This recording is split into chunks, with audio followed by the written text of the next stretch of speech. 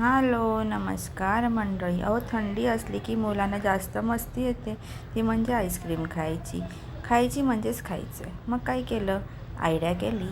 इडलीचं batter घेतलं, त्यात पालक प्युरी, बीट प्युरी आणि हळद घालून 3 रंगाचे बॅटर आणि आपला एक व्हाईट कलरचा साधा बॅटर, हे 4 रंगाचे बॅटर बनवून घेतले. आता हे बॅटर छान असे मिक्स करून घेतले. छान बघा कलर कसा तयार झाला आहे. आणि आईस्क्रीमच्या मोल्डमध्ये ना कलर वाईज एक असे थर लावून घेतले.